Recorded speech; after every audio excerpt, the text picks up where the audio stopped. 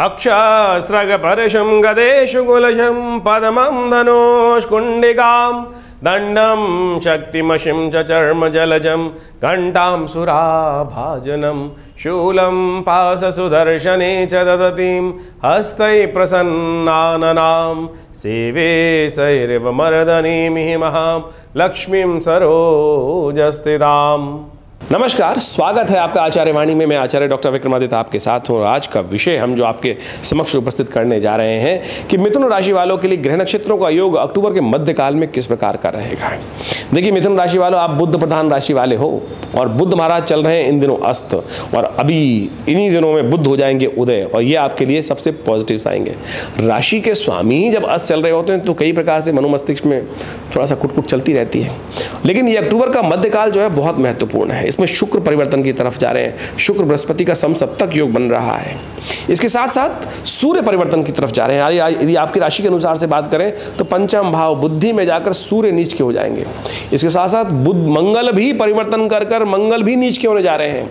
यानी ये ग्रह का योग जो बन रहा है बड़ा विचित्र बनता दिखाई दे रहा है। आपको विशेष तौर पर समझना चाहिए कि आपके राशि के अनुसार से कैसा रहेगा समय। समसप्तक योग बृहस्पति का और शुक्र का योग बन रहा है, विश्व के लिए प्रलंकारी योग है, और गलत लोगों के लिए तो बहुत, जो गलत काम करने वाले लोग हैं उनके लिए तो भयावह स्थिति उत्पन्न कर सकती है। मंगल का नेगेटिव होना तो ऐसा स्थिति उत्पन्न कर सकता है कि विशेष तौर पर कि कुछ दुस्साहस बड़े रूप से आने के समय में आपको 1-1.5 महीने में दिखाई देने के योग बन सकते हैं। ऐसे में आपको अपने समय को कैसे ठीक करना है ये आपको विशेष तौर पर समझना चाहिए ज्योतिष के दृष्टिकोण से। ये समय ऐसा है कि बड़े पुण्यों को बढ़ाने वाला है। कोजागरी की रात, शरद पूर्णिमा की रात, नवरात्र का सुंदर योग, और साथ साथ विभिन्न प्रकार के योग बनते दिखाई देंगे, और एकादशी का योग है। ये सारे के सारे सब करवा चौथ के योग हैं। ये सब के सब हमारे कर्मों पर डिपेंड करते हैं। हम कर्म यदि सही दिशा में कर लें तो हम रास्ते लाभ की स्थिति उत्पन्न कर लेते हैं। सबसे पहले हम समझ लेते हैं सिलसिलेवार तरीके से ग्रह नक्षत्रों का योग किस दिन किस प्रकार का रहेगा। 11 अक्टूबर के लिए हम बात करें, शुक्रवार का अवसर, अद्भुत तिथि है। महानवमी महाअष्टमी का सुंदर योग बन रहा है। इस तिथि में सुबह नवमी अष्टमी है, रात्रि के समय नवमी होने के कारण से बड़ा सुंदर योग बनेगा। गजकेसरी योग भी विद्यमान हो जाएगा। मकर राशि में चंद्रमा करीब 11:30 बजे दोपहर को प्रवेश करेंगे, और ये आपके लिए, आपकी राशि के अनुसार से बात करें मिथुन राशि वालों, तो ये आपके लिए बहुत सुंदर रहेगा। भाग्य में से पहले विशेष तौर पर चंद्रमा का परिवर्तन अष्टम भाव में बृहस्पति से दृष्ट होकर ये कहीं ना कहीं डूबती हुई नैया को पार लगाने का रास्ता, कहीं ना कहीं से कोई उम्मीद की नई किरण दिन के समाप्त होने से पहले उत्पन्न करने के योग बना सकता है। क्या करना है आपको? कन्या पूजन करें। देखिए जो शुक्रवार के दिन सुंदर योग पड़ रहा है, महाअष्टमी का, महानवमी का, तो कोशिश करें कन्या पूजन श्रद्धा के साथ करें। जो विशेष तौर पर 3 कन्या या 5 कन्या या 7 कन्या आप अपनी श्रद्धा के अनुसार से जमाएं, भगवती का पूजन करें और उनके लिए विशेष तौर पर कार्य करने का प्रयास कीजिए। देखिए बहुत सुंदर योग बनेगा। ग्रह नक्षत्र पॉजिटिव आ रहे हैं, कहीं ना कहीं चिंता मत कीजिएगा। पॉजिटिव रिजल्ट्स लाने के योग बहुत जल्दी आपको बनते दिखाई देंगे ग्रह नक्षत्रों के दृष्टिकोण से। गजकेसरी योग बढ़ने के आने वाले 2-3 दिन आपके लिए पॉजिटिव जा सकते हैं। और विवेकानंद योगाश्रम में भी इस दिन हमने बड़ा यज्ञ रखा है, नवमी रात्रि में विद्यमान है, तो हम महानवमी का सुंदर यज्ञ का कार्यक्रम शाम को रहेगा। सहस्त्र चंडी महायज्ञ जो पिछले काफ़ी दिनों से चल रहा था, 9 दिनों से, उसकी पूर्णाहुति की वेला रहेगी शाम को 5 बजे से लेकर रात्रि में 10 बजे तक कार्यक्रम है। उसमें भंडारा है बहुत बड़ा। कहा जाता है माँ भगवती के दर्शन हमारे विवेकानंद योगाश्रम में जो माँ जगदम्बे का शिव विग्रह है, उन 500 साल पुराना, जो 1947 में मुल्तान से हमारे आश्रम में पधारी हैं, तो उनका सुंदर सानिध्य में बैठकर यज्ञ का सुंदर कार्यक्रम है। सादर आमंत्रित हैं, आप अवश्य आइएगा उस यज्ञ में। देखिए कल्याण के योग बनेंगे। 12 तारीख के दिन हम बात करें, शनिवार का अवसर, नवमी तिथि उदया तिथि के रूप में विद्यमान है, और उसके बाद दशमी तिथि आ जाएगी, और दशहरा, दशम पापम हरति दशहरा, शनिवार युक्त दशहरा पड़ रहा है। ये सुंदर नहीं है, ये अशुभ का योग बनता है। शनिवार को दशहरा पड़ना विश्व के लिए, समय के लिए थोड़ा सा उपद्रवकारी योग बनते हैं, अशुभ योग बनते हैं। इस बात का ध्यान रखना चाहिए। विद्रोही जो है वो परेशान करने के योग बना सकते हैं। इस दिन विशेष तौर पर अपने विद्रोहियों पर विजय प्राप्त करने के लिए शास्त्र में वर्णित है कि अपराजिता का पूजन करना चाहिए। नीले रंग की पुष्प फूल, जो शंख वाले पुष्पों की बेल होती है, उसको घर में लाके लगाना चाहिए। कहा जाता है पूरे वर्ष यदि इस दिन उसको रोपित कर ले, उसका पूजन नित्य प्रति करे, तो महालक्ष्मी कृपा वास वहीं हो जाता है। महालक्ष्मी की कृपा प्राप्ति के सुंदर योग बन जाते हैं। ऐसा शास्त्र में प्रमाणित है। उसके कई अद्भुत प्रयोग शास्त्र में वर्णित हैं। हमने अलग से एक वीडियो बनाया था, बताया था उसके बारे में। आप अवश्य इनका पूजन उस दिन अवश्य करने का प्रयास कीजिए। ग्रह नक्षत्रों के दृष्टिकोण से गजकेसरी योग विद्यमान है, और ये कहीं ना कहीं आपकी राशि के दृष्टिकोण से सुंदर योग बनाता दिखाई दे रहा है, लेकिन साथ साथ खर्चे भी परेशानी को उत्पन्न करने के योग बना रहे हैं। तो इसलिए अपराजिता का पूजन करना, महालक्ष्मी का पूजन करना, दुर्गा का पूजन करना, ये आपके लिए सब प्रकार से कल्याणकारी योग बनाएगा। 13 तारीख के दिन बात करें, रविवार का अवसर, दशमी तिथि इस दिन उदया तिथि के रूप में विद्यमान है। कुंभ राशि में जो चंद्रमा प्रवेश करने के योग बना रहे हैं वो विशेष तौर पर भाग्य में जाकर आपके लिए कुछ सज्जनता का रास्ता बनाएंगे और आप विशेष तौर पर ध्यान रखिएगा, दुर्जन वे कष्ट देने के योग बना सकते हैं, ध्यान रखते हुए कार्य करना है आपको। इस दिन शुक्र भी परिवर्तन करने का योग बना रहे हैं। शुक्र वृश्चिक राशि में सुबह 6 बजे प्रवेश कर जाएंगे और ये शुक्र का परिवर्तन विशेष तौर पर छठे भाव में बैठकर आपके लिए विजय का योग बनाएगा अद्भुत रूप से। लेकिन देखिए, उठापटक के योग इन पूरे महीने में आपके लिए आने वाले 1.5 महीना जो है वो उठापटक के योग है। लेकिन आपकी राशि के दृष्टिकोण से हमें दिखाई दे रहा है लाख स्थितियां आपको विपरीत दिखाई दें, लेकिन आपके विजय के योग अवश्य बनेंगे। इसके लिए आपको अपने अंदर, क्योंकि बुध 10 चल रहे हैं, इन दिनों थोड़ा सा मन में दुविधा उत्पन्न कर सकता है, तो बुध को थोड़ा सा ध्यान रखते हुए कार्य करें। हर रोज पालक लेकर गाय को खिला दिया करें। हमने पहले भी आपको उपाय बताया था, ये आपके लिए सब प्रकार से शुभ रहेगा। नए कार्य आरंभ करने के लिए सर्वार्थ सिद्ध योग बन रहा है, तो उसमें आप सुंदर रूप से आगे बढ़ने का प्रयास करें। 14 तारीख की हम बात करें, उस दिन विशेष तौर पर सोमवार का अवसर है, एकादशी का योग है, द्वादशी उस दिन क्षय हो रही है। देखिए, बड़ी विचित्र स्थिति चल रही है कि पिछले 1 महीने में बात करें, पूरे इस महीने की बात में, अश्विन के महीने में 2 तिथियां क्षय हुई और 2 तिथियां ही बढ़ गई। तो ऐसे में जो स्थिति चल रही है, उठापटक का वातावरण रहेगा, कभी ग्राफ ऐसा कभी ग्राफ ऐसा। तो जो स्पेकुलेशन वाले बिजनेस कर रहे हैं उनको थोड़ा सावधान लेना चाहिए। चीज़ों में बेतहाशा बढ़ोतरी होने के योग बन सकते हैं और मार्केट गिर सकती है, ऐसा योग भी बनता दिखाई दे रहा है। सोमवार का अवसर है, ग्रह नक्षत्रों के दृष्टिकोण से आपको थोड़ा ध्यान रखने की जरूरत है। एकादशी है, चावल का दान करें, भगवान विष्णु का सुंदर पूजन करें। पापों को संहार करने वाली पापंकुशा एकादशी है, पापों पर अंकुश उत्पन्न करने वाली। भगवान विष्णु का स्तवन, भगवान विष्णु को तुलसी चढ़ाना, उनका चरणामृत ग्रहण करना, ये आपके लिए सबसे श्रेष्ठ उपाय है। ग्रह के दृष्टिकोण से ये करेंगे तो सज्जनता का उदय की भी होगा, रास्ता भी आपको प्राप्त होने के योग बन सकते हैं बहुत सुंदर तरीके से। यदि हम बात करें 15 तारीख मंगलवार की, प्रदोष व्यापनी भौम प्रदोषनी विशेष तौर पर योग पड़ रहा है भौम प्रदोष का, क्योंकि त्रयोदशी उदया तिथि और शाम तक विद्यमान रहेगी, तो मंगलवार और त्रयोदशी की तिथि होने के कारण से ये बहुत सुंदर है।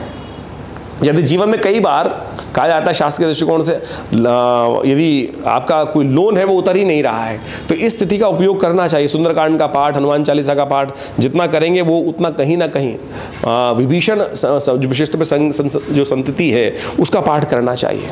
भगवान की शरण में विभीषण शरणागति का जो पाठ है सुंदरकांड के अंदर, उसको इस सुंदर तिथि में अवश्य कर लेना चाहिए।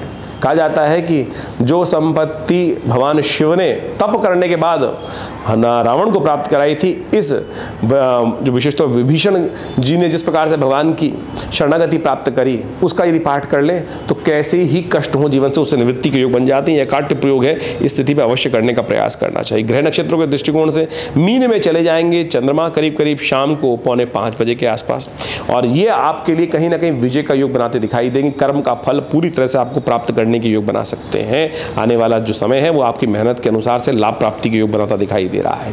16 तारीख का दिन बहुत विशेष है, बुधवार का अवसर, चतुर्दशी तिथि उदया तिथि के विद्यमान है और उसके बाद पूर्णिमा आ जाएगी और कोजागरी की रात और शरद पूर्णिमा की रात्रि का शुभ योग बनेगा। अमृत का शरण होता है इस शुभ तिथि में। चंद्रमा से 15वीं और 16वीं कला से चंद्रमा से जो अमृत बरसता है उसको विशेष तौर पर खीर बना के रखी जाती है और चंद्रमा में सुबह भगवान को भोग लगाकर अगले दिन सुंदर महारास का अवसर भी है। भगवान विष्णु की सुंदर उपासना कर उनको अर्पित करते हैं और खासतौर पर ऐसे ग्रह योग, देखिए आपके दृष्टिकोण से ग्रह तो बड़े सुंदर है, आपके कर्म के अनुसार से फल प्राप्त करने के योग बन रहे हैं। चंद्रमा जिस प्रकार का योग बना रहे हैं राहु के साथ बैठकर, ये आपके लिए ऐसा है, कर्म भाव में उपस्थित होने के कारण से कर्म जितना अच्छा करोगे। कर्म क्या किया जाए इस शुभ तिथि में? कोजागरी की रात है, जागने की रात है, क्या महत्व है वो भी आपको समझना चाहिए। कहा जाता है कि यदि भगवती महालक्ष्मी का पूजन कर लें और आपके लिए तो कर्म के अनुसार से फल प्राप्ति का योग है। सदकर्म सबसे अच्छा ये है, आप मेहनत जितनी कर रहे हो करो, लेकिन आखिरी किस्मत का जो रास्ता होता है वो भाग्य से जागता है, भाग्य जगाता है प्रभु कृपा से। तो प्रभु कृपा प्राप्त करने का योग जो है वो बड़ा सुंदर है। ऐसे में आप भगवती महालक्ष्मी का पूजन कर लीजिए, कृपा के योग बनेंगे अद्भुत। 16 अक्टूबर को बुधवार के दिन कोजागरी पड़ रही है। ये कोजागरी की रात, जैसा नाम है कोजागरी, कौन जागता है? जो जागत है सो पावत है, जो सोवत है सो खोवत है।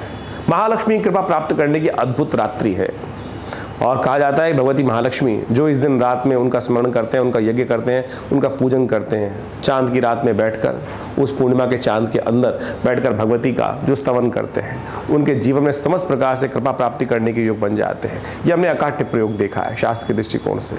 इसकी कथा भी बड़ी विचित्र है। शास्त्र में जो कथा प्रमाणित है वो भी हमें समझनी चाहिए। कोजागरी की कथा है क्या? कहा जाता है कि अनादिकाल के अंदर जब इंद्र पूरे वर्चस्व में थे तो अपने अहंकार में मदमस्त थे। एक दिन संसार का भ्रमण कर रहे थे, ऐरावत पे आरूढ़ होकर सामने दुर्वासा ऋषि वन में भ्रमण करते हुए आ रहे थे। इंद्र को देखा, उन्होंने प्रणाम किया और इंद्र के स्वागत में वन फूलों की बनी हुई माला जो उनके पास थी उन्होंने इंद्र को उपस्थित करी। इंद्र ने उसको लेकर आदर से लिया, लेकिन हाथी के सिर के ऊपर, ऐरावत के सिर के ऊपर रख दिया। ऐरावत भी मदमस्त था। जब राजा मदमस्त है, इंद्र मदमस्त थे, तो उसने उस सूंड से उस माला को पकड़ा और जमीन पर पटक दिया। दुर्वासा वहीं सामने उपस्थित थे। दुर्वासा ने श्राप दिया, श्री विहीन हो जाओगे, तुम इतने अहंकार में हो, सम्मान भी करना नहीं जानते हो। जो ऋषि ने अपने श्रद्धा के समान तुम्हें अर्पित किया, तुमने उसका तिरस्कार कर दिया। तो दुर्वासा ने इंद्र को शाप दिया। और कहा जाता है कालांतर में भगवती जब ज़्यादा किसी के पास धन हो जाता है तो धन से भी वो उपराम हो जाते हैं, सम्मान करना छोड़ देते हैं। ऐसे में भगवती का श्री ने धीरे धीरे देखा कि संसार में जिस प्रकार की स्थिति है, पूरा वर्चस्व था, सब कुछ था, लेकिन लोग संस्कार विहीन हो गए हैं। तो भगवती उन संसार से निकलकर कहा जाता है कि समुद्र में प्रवेश कर गई। जब संसार में समुद्र में प्रवेश कर गई तो पूरा संसार श्रीविहीन हो गया। तब समुद्र मंथन हुआ। समुद्र मंथन के उपरांत भगवती का जो विशेष तौर पर प्रादुर्भाव हुआ है समुद्र से, वो इसी कथा के कारण से हुआ है। तो कहा जाता है कि उसी श्राप के कारण से इस दिन सुंदर रूप से जो भगवती की आराधना करते हैं, माँ भगवती कृपा प्राप्त करने के निमित्त, कहा जाता है इंद्र पर आरूढ़ होकर, जो विशेष तौर पर ऐरावत पर आरूढ़ होकर इंद्र के साथ भगवती महालक्ष्मी स्वयं पूरे संसार का भ्रमण करती हैं इस दिन। और जो भगवती का स्तवन करते हुए मिलते हैं, जो जागते हुए मिलते हैं, कौन जागता है? कोजागरी की रात, शरद पूर्णिमा की रात बड़ी अद्भुत है। और इस दिन हमने विवेकानंद योगाश्रम में भी सुंदर यज्ञ रखा है, श्री सूक्त का यज्ञ, भगवती महालक्ष्मी का सुंदर यज्ञ। उसमें आप स्वयं भी अपने घर में बैठ के करें। कहा जाता है कि बिल्व पत्र के पेड़ के नीचे बने हुए यज्ञ कुंड के नीचे स्थित होकर भगवती की आराधना करने के लिए सुंदर जो योग बनाते हैं, संकल्प करते हैं, पूजन करते हैं, भगवती की महालक्ष्मी के सुंदर स्तवन का पाठ करते हैं। इस तरह जो ऋग्वेद के अंदर आए मंत्र का, ओम हिरण्यवर्णाम हरणिम सुवर्ण रजस्रजाम चंद्राम हिरण्मयीम लक्ष्मीम जातवेदो माव ताम आव जातवेदो लक्ष्मी मनमगामिनीं यस्याम हिरण्यं विन्देयं गामश्वं पुरुषानम अश्वपूर्वाम रथमध्याम अस्तिनाथ प्रमोदनीं शम देवीं पवै श्रीमादिं जुक्ताम। इस प्रकार से पूरे 16 मंत्र हैं। इनका जो स्तवन उस रात्रि के वक्त में करते हैं, भगवती की अद्भुत कृपा प्राप्ति के योग बन जाते हैं। हमने विवेकानंद योगाश्रम में इस सुंदर रात्रि के अवसर पर ये सुंदर कार्यक्रम रखा है। आप सब अवश्य इसमें सम्मिलित हों भगवती कृपा प्राप्त करने के निमित्त। देखिए, चमत्कार की रात्रि है, जागने की रात्रि है, और ये शरद पूर्णिमा की रात्रि, कोजागरी की रात्रि जो 16 अक्टूबर को पड़ रही है, अद्भुत है। और ऐसे में अवश्य जीवन में पता नहीं कौन कौन से कर्म हो जाते हैं, कब कष्ट उत्पन्न हो जाता है, उन सब से निवृत्ति का हमारा ये कार्यक्रम जो हम इस चैनल के माध्यम से आपके समक्ष रहते हैं, प्रत्यक्ष प्रमाणों के साथ उपस्थित करते हैं। ज्योतिष केवल ग्रहों का खेल नहीं है, ग्रह तो खेल खेलते हैं, उसको रेमेडियल एस्पेक्ट जानने के लिए जो रेमेडियल एस्पेक्ट है वो तो ये निवारण और कारण और निवारण है। ग्रह तो कारण है, कारण का निवारण क्या है? वो परमात्मा की आराधना है। क्यों वंचित होते हो कष्ट से, कष्ट में क्यों रहते हो, इस बात को ध्यान रखते हुए कार्य करें तो इसको करेंगे तो बहुत शुभ रहेगा, अद्भुत रहेगा, कल्याण का योग बनने वाला रहेगा आपके लिए। तो 16 तारीख की आपने अभी समझी कि क्या स्थिति है, ग्रहों का योग किस प्रकार से है, कौन सा खास कर्म करने से आपके जीवन में कल्याण के योग बनने वाले हैं, वो कर लीजिएगा, अद्भुत रहेगा आपके लिए। 17 तारीख की दिन बात करें, बृहस्पतिवार का अवसर, पूर्णिमा उदय तिथि है, महारास का सुंदर अवसर है और साथ साथ संक्रांति का योग बन रहा है। सूर्य परिवर्तन कर आपकी राशि के अनुसार से जा रहे हैं तुला राशि में और बुद्धि स्थान पर जाकर विराजमान हो जाएंगे। ये आपके लिए बड़ा अनुकूल रहेगा समय। तुला के सूर्य वैसे तो अच्छे नहीं माने जाते, लेकिन आपकी राशि के दृष्टिकोण से हमें लगता है कि ये कई महत्वपूर्ण कार्य, कई महत्वपूर्ण चीज़ों को आपके जीवन में उत्पन्न करने के योग बनाने वाले हैं। हम बताएंगे इसके बारे में, पूरा अलग से एक वीडियो बनाएंगे, लेकिन ये समझ लीजिए ये आपके लिए अच्छा ही है, खराब नहीं है। ऐसे में सूर्य को थोड़ी ताकत जरूर देने की जरूरत है। नित्यपति भगवान सूर्य को जल अवश्य दें, हो सके तो कभी कभी गेहूं का दान कर दें, हो सके तो सबसे श्रेष्ठ ये है कि बिल्व पत्र के पेड़ के जाकर थोड़ा जल अर्पित कर दें। ये सारे उपाय आपके लिए बड़े सुंदर रहेंगे। ग्रह नक्षत्रों के दृष्टिकोण से ग्रह परिवर्तन का योग भी बन रहा है, चंद्रमा मेष राशि में प्रवेश करने के योग बना रहे हैं। ये आपके लिए कहीं ना कहीं अच्छा रहेगा। कोई संत महात्माओं की हेल्प करने का अवसर मिले ना, चूकिएगा मत। संत महात्माओं की कृपा से, उनके आशीर्वाद से आपके जीवन में कल्याण का योग बन सकता है। दूध का दान करना आपके लिए सब प्रकार से शुभ होने के योग बना सकता है। 18 तारीख की हम बात करें, शुक्रवार का अवसर, कार्तिक का महीना आरंभ होगा, प्रतिपदा की शुभ तिथि चल रही है और ग्रह नक्षत्रों के दृष्टिकोण से आपके लिए स्नान का बड़ा पुण्य है। सूर्योदय से पहले स्नान कर भगवान का पूजन कर लीजिए। ग्रह नक्षत्र आपके लिए लाभ के योग बनाते दिखाई देंगे। बृहस्पति महाराज जो है ना वो वक्र स्थिति में चल रहे हैं, जो शनि महाराज हैं वो भी वक्र स्थिति में चल रहे हैं भाग्य में बैठकर। तो आप भाग्य को जगाने के बजाय भाग्य को सुलाने के बहुत सारे कार्य करते दिखाई देंगे। तो ऐसे में थोड़ा भाग्य को जगाने का प्रयास कीजिए, आलस से मत रहिएगा, कहीं बहुत देर तक सोते रहें, सूर्योदय के बाद सोते रहें। ये समय भाग्य को जगाने का, जो सोवत है सो खोवत है, जो जागत है सो पावत है, इस बात का ध्यान रखें। कार्तिक में सबसे श्रेष्ठ जो है कार्तिक का स्नानी माना जाता है। यदि आपने अभी देखो ग्रह नक्षत्रों के दृष्टिकोण से समझने का प्रयास करो, जो है शनि वक्री चल रहे हैं, बृहस्पति वक्री चल रहे हैं, सूर्य नीच के चल रहे हैं, मंगल नीच के होने वाले हैं, और इन सब स्थितियों में जो और विश्व में समसप्तक योग जो दिखाई दे रहा है बृहस्पति शुक्र का, ये कहीं ना कहीं थोड़ा सा विस्फोटक योग बना रहा है विश्व में। ऐसे में आपके लिए कई ग्रह अच्छे हैं, तो आपको एक उपाय करना है, केवल सूर्य नेगेटिव होते हुए पॉजिटिव हो जाएंगे आपके लिए। सुबह जल्दी सूर्य उदय से पहले स्नान कर लीजिए और सूर्य उदय सूर्य को नित्य प्रति जल दे दीजिए। कार्तिक में जो ग्रह में अशुभ योग हैं वो आपके लिए दूर हो सकते हैं, ये आपको समझ लेना चाहिए। ये बहुत सीधा साधा उपाय हमने आपके समक्ष उपस्थित किया। लोग तो पता नहीं कौन कौन से उपाय, कभी नक पहना देंगे, कभी कुछ कर देंगे, कभी कहीं और कुछ खर्च करा देंगे। हिंग लगे ना फटकरी रंग चौकाओ। हम शास्त्र के दृष्टिकोण से आपके समक्ष समस्त उपाय बताने का प्रयास करते हैं। कोशिश करें आपकी किस्मत को आपको जगाने का प्रयास करना चाहिए। 19 तारीख का अवसर, शनिवार का अवसर, द्वितीया तिथि है और इस दिन चंद्रमा उच्च के होकर बृहस्पति के साथ विराजमान होंगे और ये आपके लिए कुछ पॉजिटिव कुछ नेगेटिव वातावरण बनाते दिखाई दे रहे हैं। खर्चों का ग्राफ भी बढ़ सकता है, लेकिन लाभ का ग्राफ भी बढ़ाने के वातावरण बना सकते हैं आने वाले 2-3 दिन में बृहस्पति महाराज जिस प्रकार का योग आपके लिए बना रहे हैं।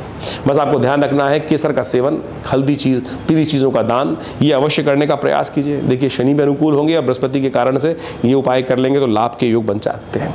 20 तारीख यदि हम बात करें, रविवार का अवसर, तृतीया तिथि है, उदया तिथि के रूप में विद्यमान है। चतुर्थी उसके बाद थोड़ी देर बाद ही आ जाएगी, तो करवा चौथ का योग बनेगा, लेकिन चतुर्थी क्षय हो रही है। इस दिन मंगल भी परिवर्तन की तरफ जा रहे हैं, मंगल भी नीच के हो जाएंगे, कर्क राशि में प्रवेश करेंगे करीब करीब 2:30 बजे के आसपास। बुध भी उदय होने जा रहे हैं। आपकी राशि के अनुसार सबसे श्रेष्ठ बढ़िया काम क्या हो रहा है, बुध उदय हुआ, यानी लुपाता हुआ बल्ब कहीं ना कहीं आपको पॉजिटिव उम्मीद की किरण जगाने के योग बना सकता है। चंद्रमा करीब करीब शाम को उदय होंगे, शाम के समय करीब करीब दिल्ली के हिसाब से बात करें तो 8 बजे के आसपास का समय चल रहा है, 7:56 पर। और उसके क्षेत्र में हम पूरा सा एक अलग से वीडियो बनाएंगे आपके लिए, और आपके क्षेत्र के अनुसार से कौन से खास उपाय आप करने चाहिए करवा चौथ के दृष्टिकोण से, इन सब का परिवर्तन, मंगल क्या करेंगे इसके संबंध में अलग से एक वीडियो बना के हम उपस्थित कर रहे हैं। उन सबको समझते हुए कार्य करेंगे तो बहुत अच्छा रहेगा आपके लिए। तो ज्योतिष का ये जो प्रभाव है, ये गोचर का प्रभाव, ये आपने समझा। इस गोचर के प्रभाव के कारण से ही जीवन में कई प्रकार के योग बनते हैं। देखिए वैसे तो ये 12 राशियों के हिसाब से गोचर का प्रभाव हम आपके समक्ष उपस्थित करते हैं, लेकिन इसके अलावा आपकी जन्मपत्री जो है बहुत महत्वपूर्ण होती है, क्योंकि उसी वास्तु दृष्टिकोण से, जन्मपत्री के दृष्टिकोण से ही आपको समझा जा सकता है कि क्या कुछ ग्रहों का प्रभाव आपके ऊपर होने वाला है। जैसे इसको इस प्रकार समझ लीजिए, बड़े आसानी से समझने के लिए, कि जन्मपत्री और गोचर में क्या फ़र्क है वास्तविक तौर पर। दिन पर दिन हर रोज़ सूर्य निकलते हैं और हर रोज़ सूर्य अस्त होते हैं, चंद्रमा निकलते हैं, समस्त प्रकार के तारामंडल इत्यादि होते हैं, हवाएं चलती हैं। तो ये तो हर जितने भी इस धरा पे प्राणी हैं उनके लिए उसी प्रकार का प्रभाव पड़ रहा है। लेकिन आप कहाँ विद्यमान है, किस प्रकार का आपका स्वभाव है, किस प्रकार का है, वो हर व्यक्ति की फितरत अलग अलग प्रकार की होती है। मौसम सबके लिए सेम है, वो परिस्थितियां सबके लिए सेम है, 365 दिन सबके लिए सेम चल रहे हैं, वातावरण का प्रभाव चल रहा है, और उसी का प्रभाव आपके हर व्यक्ति पर अलग अलग किस्म का प्रभाव वो उपस्थित कर रहा है। ऐसा नहीं है कि कोई बीमारी आई सब लोग उससे ग्रसित हो गए, बहुत सारे लोग बच जाते हैं। जो वास्तविक तौर पर हर रोज़ कईयों की किस्मत जागती है, कईयों की किस्मत सो जाती है। वो जबकि सूरज तो सेम निकला, हवाएं तो सेम चली, वातावरण की स्थिति भी सेम रही, एक घर में रहने वाले सभी लोग उसी प्रकार से हैं, लेकिन सबके लिए वातावरण सेम रहा, लेकिन परिवर्तन हर व्यक्ति के हिसाब से अलग अलग है। यही जन्मपत्री को समझने का तरीका है। तो गोचर का प्रभाव जिस प्रकार से नित्य प्रति ग्रहों का परिवर्तन हो रहा है वो सब पर पड़ रहा है, लेकिन हर व्यक्ति के हिसाब से अलग, क्योंकि वो परिस्थिति में, हर व्यक्ति अलग अलग परिस्थिति में है। उसको देखने के लिए, निष्कर्ष निकालने के लिए जन्मपत्री परम आवश्यक रहती है। आपके ग्रह नक्षत्र जन्म के समय पर किस प्रकार के थे, कौन सा कितना अकाउंट आप लेकर आए हैं भोग्य का, कितने प्रकार का भोग्य आपके जीवन में, भुक्त और भोग्य जो निकाला जाता है, क्या प्रभाव आपके जीवन में आने वाले समय में है ग्रह नक्षत्रों के दृष्टिकोण से, उसको समझने के लिए सबसे पहले अच्छे से चीज़ों को विवेचना करने की जरूरत पड़ती है। और वो सबसे महत्वपूर्ण रहेगा जन्मपत्री का गोचर का प्रभाव तो ये केवल आपको आभास दे सकता है ये कुछ होने के योग है। बहुत सारे लोग बार बार प्रश्न कर लेते हैं कि 12 भागों में आप पूरे विश्व को कैसे विभाजित कर सकते हैं। देखिए उसका प्रभाव है ना, तो मैंने आपको समझाने का जो हमने प्रयास किया है उसको आप अच्छे से समझ सकते हैं। इसमें तर्क कुतर्क करने की खास कोई ज़रूरत नहीं है। तो जो समझना चाहते हैं वो इसका प्रभाव ले सकते हैं, जो समझना चाहें उसका लाभ लेना चाहें ज्योतिष की गणनाओं का, तो उनके जीवन में उसका प्रभाव वो स्वयं महसूस कर सकते हैं। तो हमने इसके ऊपर बहुत वृहद रूप से वर्णन करने का प्रयास किया है और समय समय पर हम आपके समक्ष उपस्थित रहते हैं। और ज्योतिष को वास्तविक तौर पे हमें समझना चाहिए वैदिक दृष्टिकोण से, पौराणिक दृष्टिकोण से। हम अनेक प्रकार के उपाय अपने इस कार्यक्रम के माध्यम से आपके समक्ष रखते हैं और प्रयास करते हैं कि सब पौराणिक मत के अनुसार से ही उसको आपके समक्ष उपस्थित करने का प्रयास करें। ऐसे नहीं कि टोटके कुछ ही बता दिए और टोटके अनुसार से। आज बड़ी विचित्र स्थिति है, हर कोई ज्योतिष के दृष्टिकोण से जो लोग उपस्थित हैं वो टोटकों के अंदर समस्त ज्योतिष को निपटा देना चाहते हैं, समस्त गणनाओं को निपटा देना चाहते हैं। और हमने पंचांग के साथ मिलाकर पंचांग के अंतर्गत जो विभिन्न त्यौहार है, विभिन्न प्रकार के उत्सव आते हैं भारतीय संस्कृति में, उनका महत्व किस कारण से हमारे ऋषि मुनियों ने रखा है, वो पौराणिक कथाएँ क्या है, किस प्रकार से कार्य किया जाता है, तो ये सब आपको अच्छे समझने की ज़रूरत है, तब आप इसका पूर्ण लाभ ले सकते हैं। जैसे करवा चौथ इत्यादि, कोजागरी का व्रत विशेष तौर पर इन्हीं दिनों आने वाला है, इसी अक्टूबर के मध्यकाल में। ये सब बड़े महत्वपूर्ण हैं, ये इतने चमत्कारिक मुहूर्त हैं। यदि हम अपने उस चमत्कारिक विधि को, भारतीय संस्कृति में जो विधि बताई गई है उसको ढंग से कर लें तो आप सत्य माने विशेष तौर पर अद्भुत प्रकार से लाभ के योग बन जाएंगे, कष्टों को दूर करने के योग बन जाएंगे। कोजागरी का व्रत ऐसा ही चमत्कारिक व्रत है जो भारतीय संस्कृति में बताया गया है। हमने आपके समक्ष उसकी कथा भी उपस्थित करी। और सत्य मान लीजिए कि यदि आप इस कोजागरी के व्रत पर सही रूप से शास्त्र के दृष्टिकोण से जो प्रोसेस बताया गया है उसको नित्यपति उस दिन कर लें, उस कोजागरी की रात पर, तो आप देखिएगा भगवती कृपा अद्भुत रूप से आपके जीवन में। देखिए हम सब कर्म के अनुसार, कर्म प्रधान विश्व रचा का, मेरे और आपके जीवन में जो कुछ घटनाएं घट रही हैं किसी के कारण से भी किसी के जीवन में घट रही हैं, वो सब कर्म के कारण ही है। चाहे वो अभी के कर्म है, चाहे पूर्व जन्म के कर्म है, या मनसा वाचा किसी प्रकार के कर्म है। तो आप समझें जो जीवन में हमको पुण्य मिल रहे हैं वो भी हमारे शुभ कर्मों के हिसाब से मिल रहे हैं, जो दुख मिल रहा है वो भी कहीं ना कहीं अशुभ कर्म जो हुए उनके कारण से मिल रहे हैं। तो उन्हीं को प्लस माइनस करने के लिए ये विभिन्न पुण्य काल जो शास्त्र में वर्णित हैं, प्रयोग शास्त्र में वर्णित हैं, उनको समझते हुए हमें करने का प्रयास करना चाहिए। और हम उसी मत से अपने इस चैनल के माध्यम से आपके समक्ष उन सब तथ्यों को उपस्थित करने का प्रयास करते हैं। जो समझने वाले समझ गए, जो ना समझे वो उनके ऊपर है। विशेष तौर पर हम तो शास्त्र के दृष्टिकोण से जो जिस प्रकार के परिवर्तन का योग बन रहा है वो आपके समक्ष उपस्थित कर रहे हैं। और विवेकानंद योगाश्रम जो हमारा संस्थान है पिछले करीब 50 सालों से, 60 सालों से लगातार इस क्षेत्र में, आध्यात्म के क्षेत्र में, धर्म के क्षेत्र में और विभिन्न चिकित्सा के क्षेत्र में कार्य कर ही रहा है। आश्रम में नित्यपति, जैसा हमने आपको कई बार बताया, अवगत कराया है कि 8 घंटे नित्यपति यज्ञ चलता है। भगवती दुर्गा का चमत्कारिक शिव विग्रह उपस्थित है जो 500 साल पुराना है, और वो विशेष तौर पर मुल्तान से आज़ादी के समय पर हमारे इस आश्रम पर पधारा, और वो उन्हीं के सानिध्य में आज ये समस्त कार्य आश्रम पे किए जाते हैं। एक बहुत बड़ा प्राकृतिक चिकित्सा योग का अस्पताल है जो भारत सरकार के पैनल पर है, दिल्ली गवर्नमेंट के पैनल पर है, और योग, प्राकृतिक चिकित्सा, आयुर्वेद इत्यादि के संबंध में सुंदर रूप से हम लगातार उन सब संबंधों में चिकित्सा सुविधाएँ वहाँ उपस्थित करते हैं। विभिन्न आश्रम की पुस्तकें हैं जिनके द्वारा से हमने जो शोध संस्थान से के माध्यम से किया, उन सबको उसमें विशेष तौर पर उपस्थित करने का प्रयास किया, चाहे वो मंत्र के संबंध में हो, चाहे वो यंत्र के संबंध में हो, चाहे वो मुद्राओं के संबंध में हो, चाहे वो यज्ञ इत्यादि के संबंध में हो, भारतीय संस्कृति के संबंध में हो, कुंडली महाविज्ञान, योग विज्ञान, इन सब पर विभिन्न पुस्तकें हमारे आश्रम से प्रकाशित हैं, और वो सब भी आप आश्रम से जुड़कर प्राप्त कर सकते हैं। और हर रोज़ जो कार्यक्रम चलते हैं विभिन्न प्रकार के, उनमें भी हम आपको साक्षात निमंत्रण देते ही रहते हैं। रविवार को एक विशेष कार्यक्रम होता है जो करीब सुबह 8 बजे से लेकर 11 बजे तक रहता है। भंडारे की सुंदर व्यवस्था रहती है। आप सब इन समस्त कार्यक्रमों से जुड़ेंगे तो आनंद रहेगा, और आश्रम के साथ जुड़कर आप भी अपने भाग्य को चमका सकते हैं।